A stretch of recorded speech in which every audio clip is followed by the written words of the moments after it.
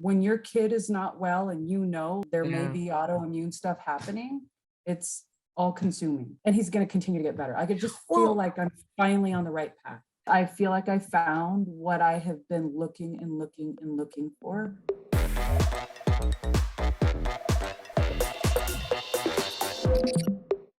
Hi, everyone. Today we have an interview with Susan, who's been struggling with celiac and cancer. Now, a lot of people don't know that cancer and autoimmunity are fully related, that people with autoimmune disease are at much higher risks of cancer. I would love for you guys to see her journey, where she was and where she is today. Just you wait. I'm Maggie Yu, MD. I am a functional and holistic medicine physician and the creator of Transform and the Transform protocol to transform autoimmune disease naturally. If you don't know much about us, I'd encourage you to click the link above or below this video to join our Facebook group, Transform Autoimmune Disease Naturally. There's also a link to start a chat with our team. Do tell us a little bit about you. If you're watching from Facebook, if you're watching from Instagram or YouTube, make sure you give us a thumbs up and a follow. On YouTube, make sure you subscribe to our channel. Hey, Susan, I'd love for you to introduce yourself to the audience. Hey, Dr. Maggie. My name's Susan, and a little bit about myself. I grew up in 6 countries. What? By the time I was 17, I'd lived in 6 different countries. So that's kind of an unusual fact that never really comes out about me. I was diagnosed with celiac disease, probably now it's been 2.5 to 3 years ago. Mm-hmm. And 7 months ago, I got diagnosed with a neuroendocrine carcinoid tumor that I was very lucky they found in a routine colonoscopy. I had the right doctor and he listened to me. And so that's kind of consumed my life, I would say, since that diagnosis.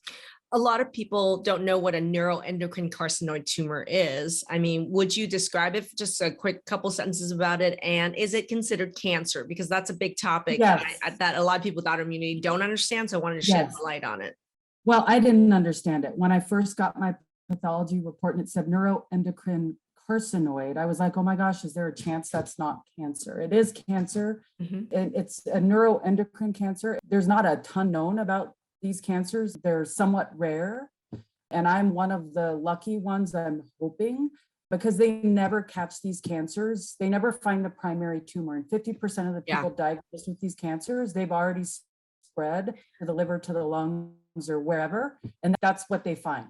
So the interesting about this type of cancer is that it is actually a hormone making cancer that is in the gut. That usually is where people actually find it. But you're right. They don't know, did it originate in the gut? Did it originate in the liver? Where else could it be?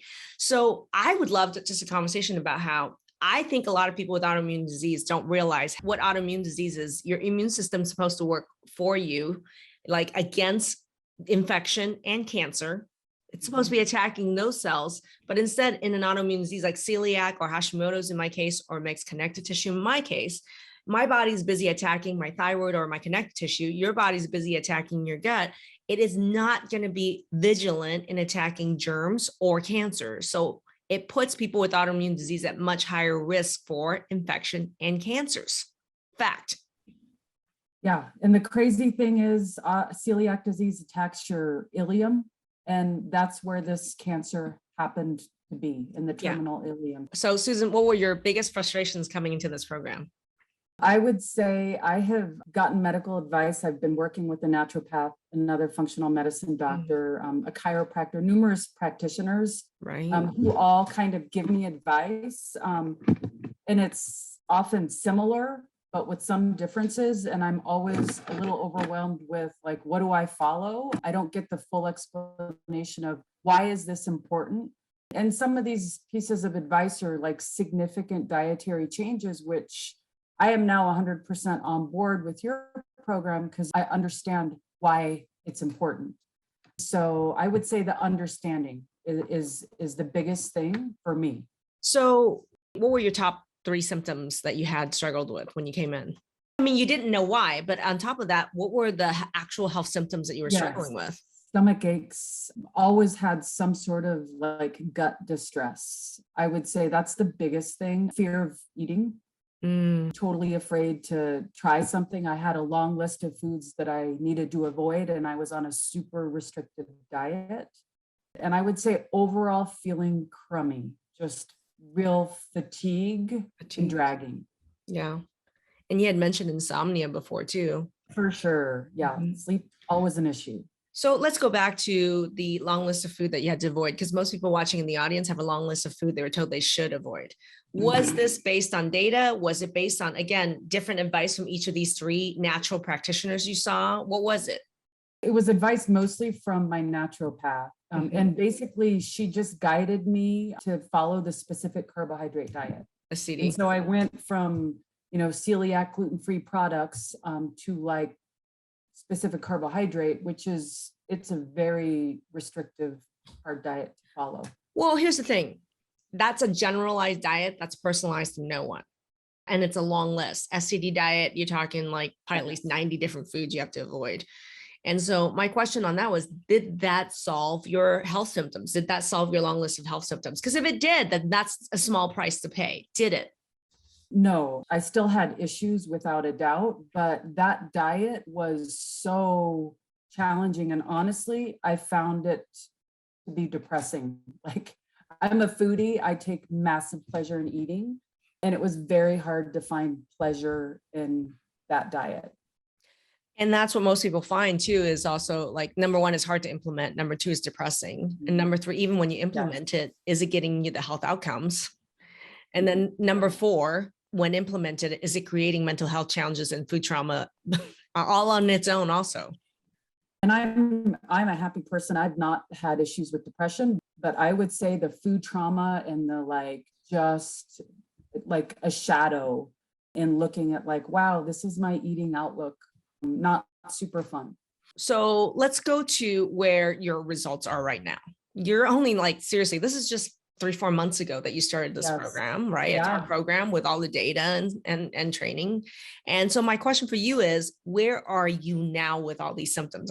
Let's go through them, because we got the gut distress and stomach ache. Where are you at with it?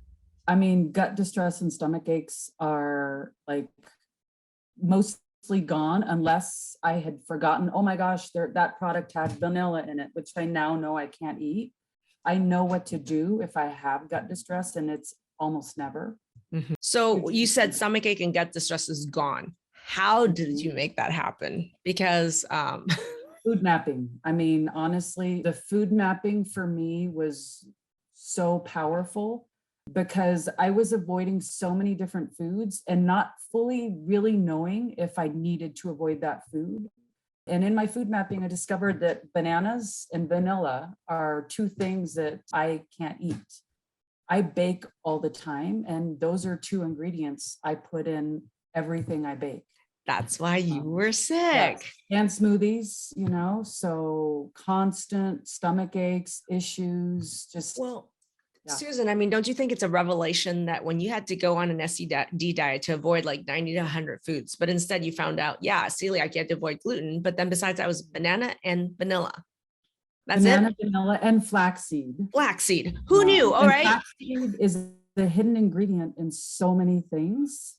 Once I got rid of those things, I've actually been able to go back. I can eat cassava. I can have tapioca starch. Introducing back. Yes. So it's empowering. I take way more pleasure in eating, and I can't tell you how peace of mind it has brought me, knowing okay, all I have to do is avoid this. I can eat this and this and this. Well, I mean, here's the thing. One of the biggest things you talked about was food trauma and the fear of eating, being a foodie. So for me, if you have a list of 4 things besides gluten and that's it, and the question is, were these results accurate? Yes, they definitely were accurate. And it's gluten, dairy, and then those 3 things. And knowing that for sure, how do you know for sure? How do you know it's accurate? Because if I'm watching out there, I'd be like, well, that's just another list from somebody else. No, it's I know for sure now, because I accidentally ate something and I got a stomach ache. Almost immediately, I went and read the ingredients, and one of the tiny fine print ingredients was flax. Yeah. So I don't have that nebulousness of I don't know, what could it have been? No, sure as hell what it is, 100%.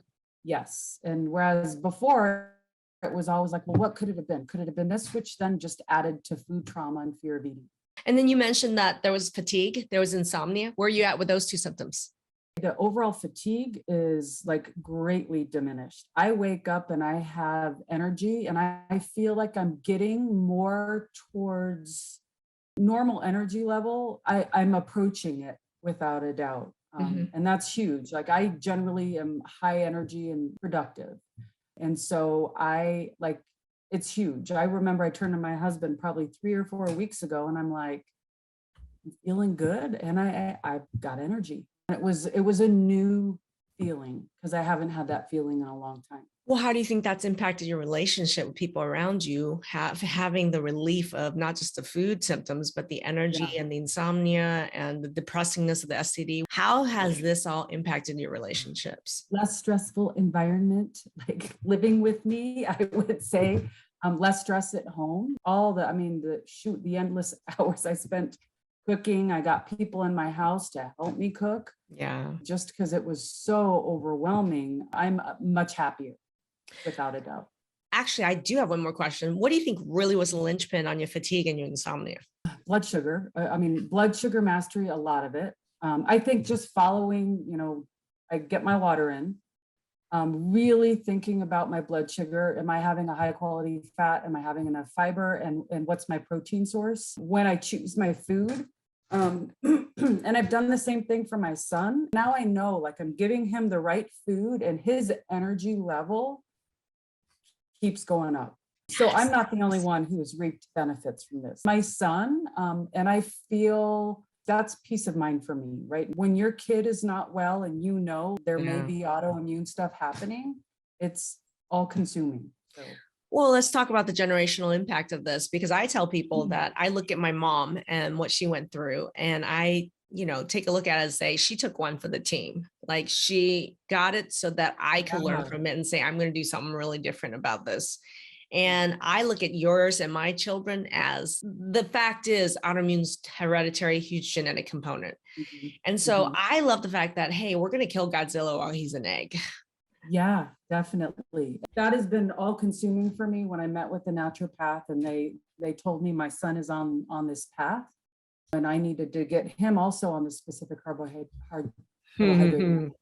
I did his food mapping. I'm waiting to get the results, and I just feel like more options are going to open up. Hell yes. And he's going to continue to get better. I could just feel like I'm finally on the right path. I mean, Susan, if you think STD is depressing for you as an adult, think about trying to make a kid have an STD diet without their data, without personalized data. Go on STD diet. Yeah. This is why I spent hours in the kitchen. Just I would say no, and hell no. Yeah. I love that.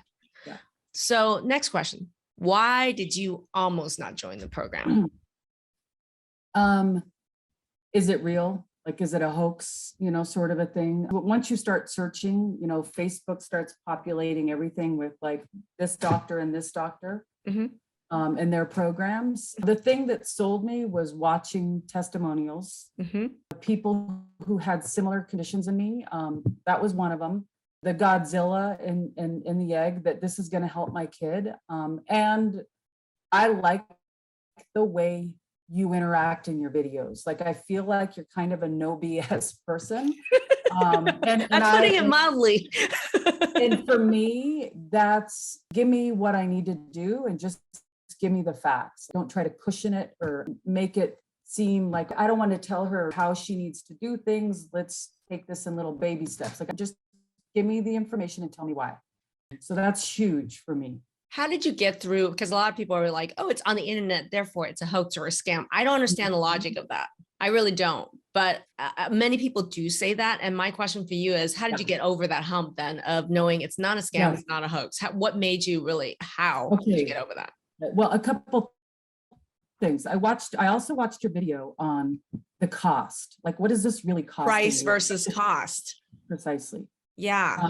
That was a big thing. Quality of life, you can't put $1 on that. Your health, your energy, losing your fear of eating, you can't put $1 on that. And I'd already shelled out so much money already. Getting advice that I kind of halfway followed because it was extreme advice and I didn't fully understand how it was truly going to help me. Like the SCD diet, for example.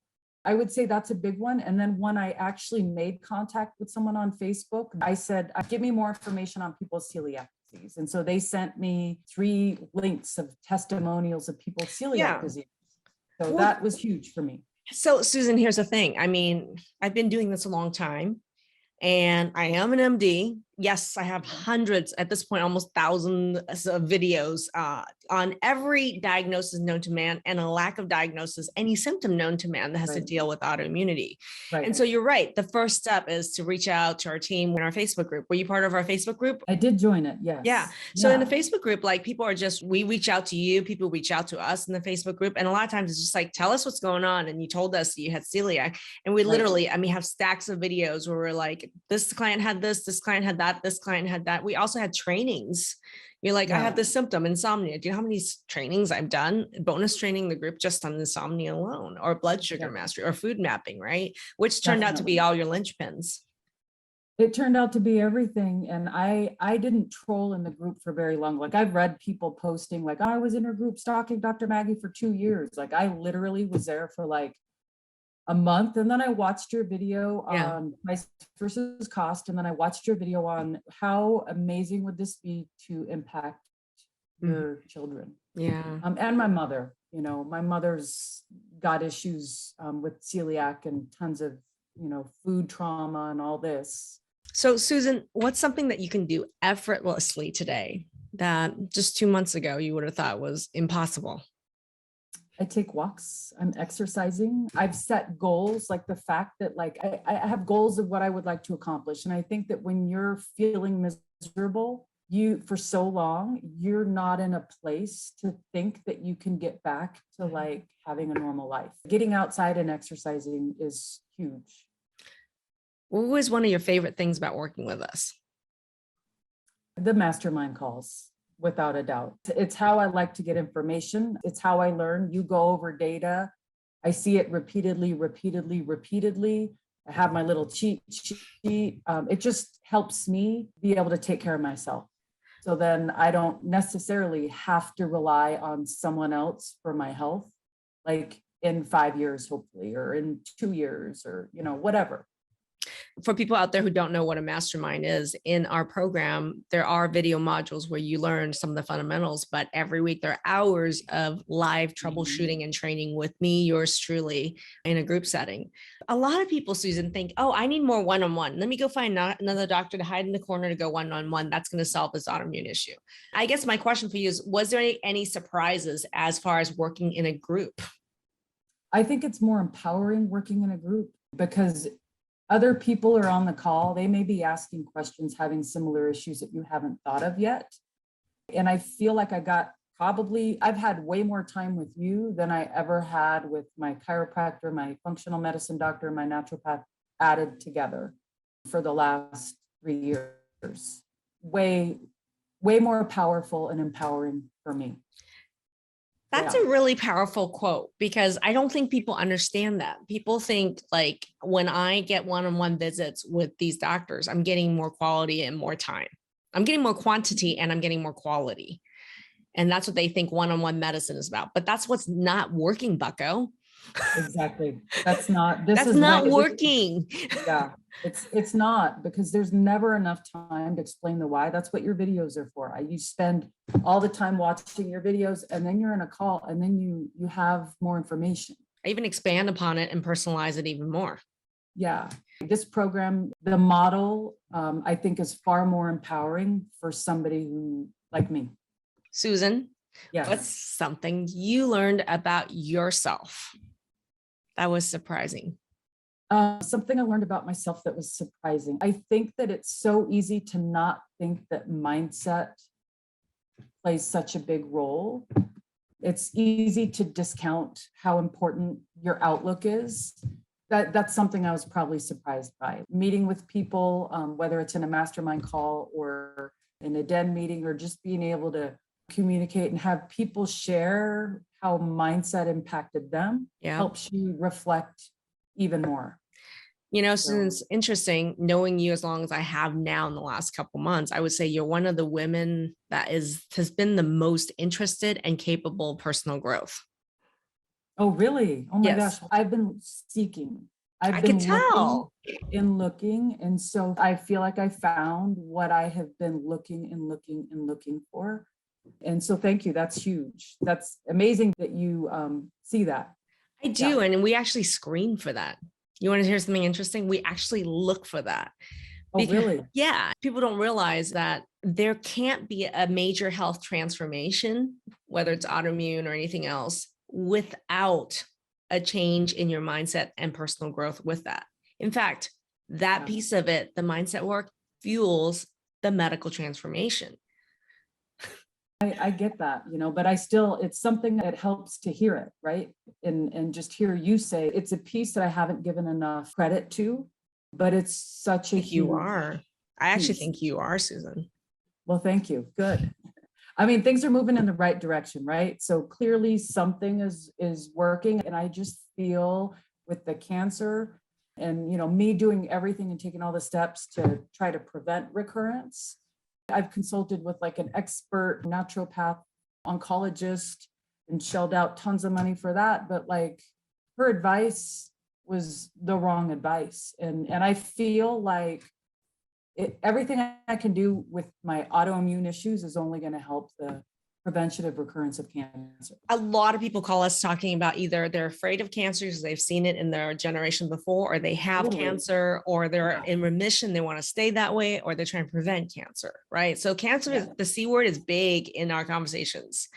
Yes. And so my question for you on that is, where are you at with the cancer? So I'm 7 months out of diagnosis. I had my first surveillance scan. I'm on every 3 months. We're doing surveillance scans. This type of cancer, there's no treatment for me and my particular type of cancer. So I'm hoping that the surgery has cured it, because they caught it early. It did spread to 1 lymph node out of 28. So it was categorized as stage 3, right? Which is why we're in every 3 months of surveillance. So the first surveillance happened 6 weeks ago. And it honestly, I just really thought, it's all going to go super easy and clear, but it sure didn't. I had to have 5 scans and 2 ultrasounds before we could say, okay, yes, it is clear. And that's when my oncologist was like, let's get you, we're not doing this every 6 months. We're doing this every 3 months. Let's just make sure we're tracking things. I'd love to give my perspective on the cancer here and the path you're going through, which is I would love, please. And I'd love to share it with the audience, which is this. Susan's in the midst of dealing with cancer right now. She had surgery. There's surveillance scanning going on. She could sit here and live in fear. But I can tell you what the best thing to do with any cancer with an autoimmune disease is: calm your autoimmune attack down, because you want your immune system to work for you and not against you. And when you calm the attack against you, guess what it's going to be better at? Fighting infection and cancer. And that's calming me down, knowing that I'm doing everything I can and I'm taking the steps to get my autoimmune disease like in check, knowing that in your program, I'm following the advice. That's helped calm nerves for me. I'm doing everything I can. You are. And what complicates this conversation for a lot of people is they get on autoimmune drugs that shut off certain parts of their immune system, because that quote unquote, instead of getting your immune system to work for you, let's just shut off a part of it. But if you shut off a part of your immune system, that part of the immune system is not fighting cancer. So guess what the number one side effect of these drugs are? Life-threatening cancers. I just watched a set of videos where you're talking about this, and that validated even more that like I'm on the right path. I love that. Susan, thank you so much for your time and generosity and sharing your story. This is going to be impacting a lot of people. I'm very grateful that I found you in your program. I have told you this before. I need you to clone yourself. I know you're training all of us, but like we need a Dr. Maggie around for like years to come. So please make a clone. Thank you. I'll take that advice. Yes, I'll work on that. I'll get on that. Do it. That was an amazing, intimate interview with Susan. There are so many things that strike me about her journey here, which is that, she's dealing with celiac. She's dealing with cancer. That's in remission and under surveillance, right?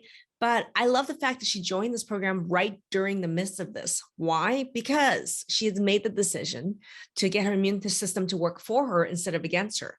When your immune system is working for you, your immune system will naturally be better at fighting infection and cancer. She got that. I love that. And I want as many of you out there to get that point. The most important thing that you can do to actually fight or prevent cancer is to actually get your immune system to work for you instead of against you. And that's what the 5 pillars of this program does. So if you know anybody that's struggling with celiac or cancer, tag their name in the comment section below. If you're watching from Instagram, if you're from YouTube, make sure you give us a subscribe and a thumbs up. And I would also like to point out that I think what's really touching about Susan's story is she didn't even just do this for herself. She did this for her son. She's implementing, learning how to understand the data and implementing what she learned. And she's already seeing a dramatic turnaround because he already has symptoms that already she could see is going down the autoimmune lane. And she's already seeing an improvement in his fatigue. She's seeing an improvement in her and his relationship with food and the food trauma. So I love that. So I ask you this, if you don't even think you're worth it, you're not going to do it for yourself. Why not do it for your child? Why not kill Godzilla while he's an egg? I'm Maggie Yu, MD. Thanks for joining us, everybody.